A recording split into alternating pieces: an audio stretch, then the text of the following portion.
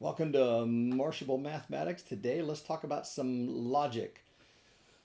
I started doing these lessons in math class because logic has been systematically removed from the curriculum, and most students have a hard time with both their language arts and their mathematical arts because they don't know any basic logic. So we've been going over just some basic stuff, maybe 5-10 minutes once a week or something like that. We're at the part now where we're talking about truth tables, and so I wanted to give students an example of doing some truth tables. So let me switch my screens here. There we go. Okay, so we had done the statements of and also of or, and then we have done conditionals, and that's when you join two declarative statements together and do a single one. So remember that and means both things have to be true, or means at least one thing has to be true, maybe both.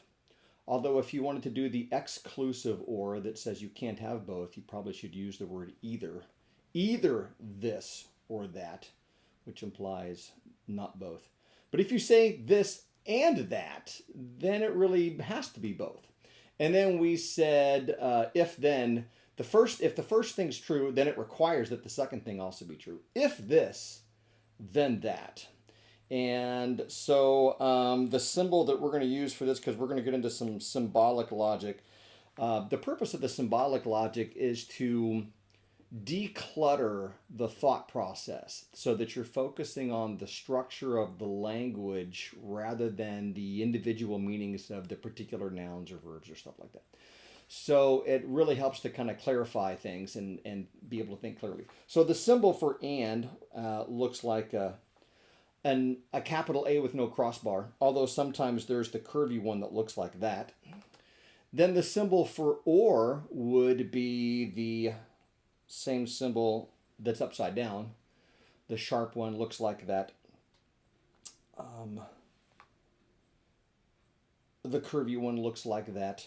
And then the if then statement is going to be an arrow, which says the first thing then leads to the second thing. So we've done all this with my classes up until now. But I did this lesson the other day, and somebody said, "You ought to make a video of that." So, here we go. So, what I said to them was this: I said, "Let's just take some basic statements," and I let the audience pick, sort of, what was going on. I said, "Let's let the P statement, like a variable P, but in this case, it doesn't represent a number; it represents a statement. You eat something, and then the Q statement would be you drink something." And so I asked the students, so like, okay, what would you eat? And of course, everybody's calling out the most obnoxious stuff ever. And I'm like, no, I want to make it simple. So some kids said, you eat bread. And I said, okay, there we go. That's good. You eat bread.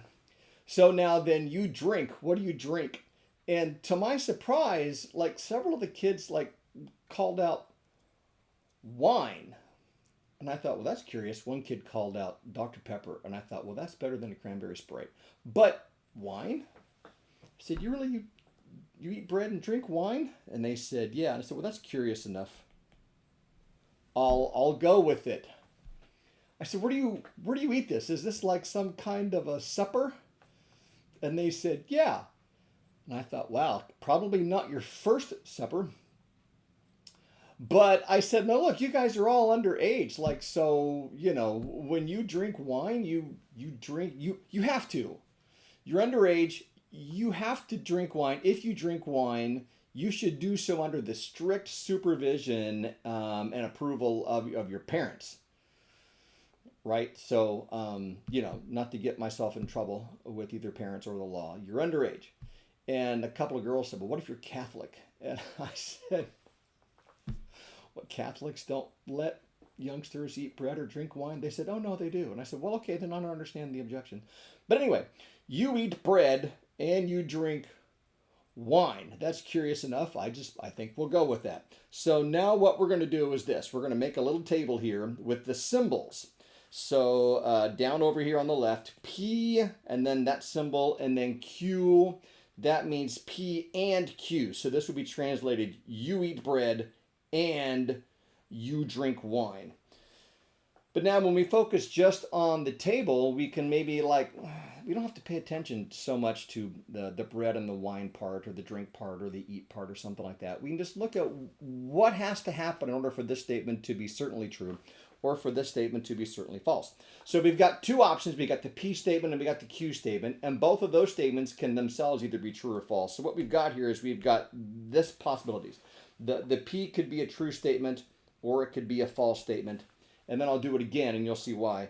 It could be a true statement or it could be a false statement. But now I have to go with how it might pair then with the Q statement. The Q statement could be a true, and then here I'll do a false. And really what I'm looking for is I'm looking for the middle column here. The middle column here is the answer or the conclusion based upon whether the P statement is true or false, whether the Q statement is true or false. So I've got all the possible options here. Here's true and true. Here's false and true. And then here's the opposite. Here's the true and then the false. And then here's them both being false. So now remember, the and statement means it must be both at the same time. And means both. So on the first row, if P is true and Q is true, then the and statement is a true statement. If I said I eat bread and I drink wine, and that it's actually true that I in fact did eat bread and drink wine, then I've made a true statement. If I only drank the wine but did not eat the bread, then the and statement is false. And on the flip side, if I only ate the bread but did not drink the wine, then the and statement is also false. And of course, if I did neither one, then it certainly is false. So the only way that the and statement is true is if both the P and the Q statement is true. Okay? So that's and. Now, what does the truth table look like for the or statement? And I'm going to do a little electronic magic here of copying. Let's see, duplicate. There we go. Looks cluttered for a moment, but I can pull it aside now and I can do this. See how nice that is? Sometimes technology can be helpful, but sometimes not. Sometimes the problem is plain to see. Too much technology. So the or statement would be this. This says P or Q, and usually it's not the exclusive or. I didn't say either P or Q, just P or Q.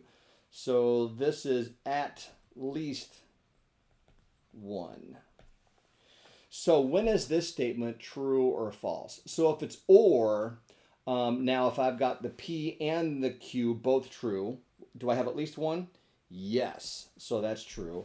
What about the next row where I have the P is false, but I do have Q? That's still at least one, so that's a true statement.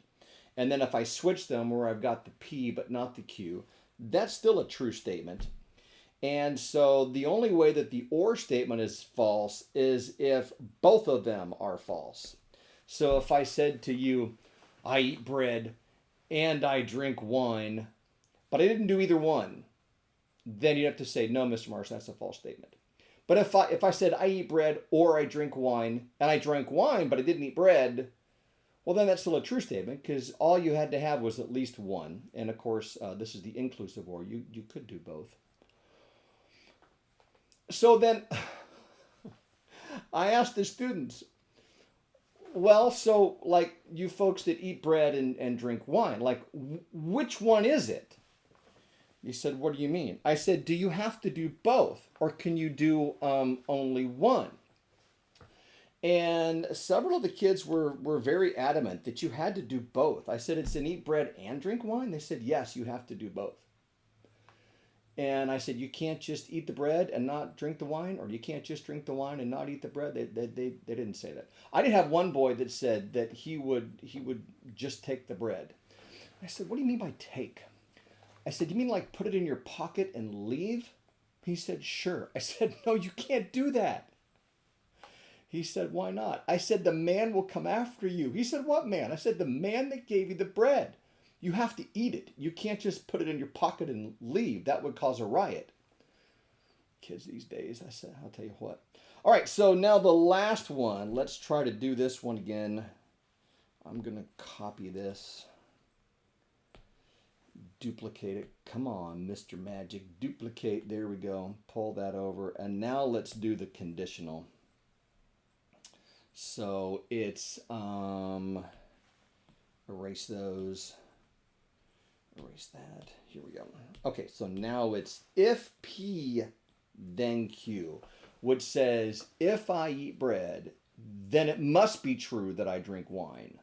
So when is this one true or false? Obviously, if both of them are true, it's a true statement. The next row down, if P is false but Q is true, surprisingly enough, that's still also a true statement. We'll come back to that in a second. This third one here,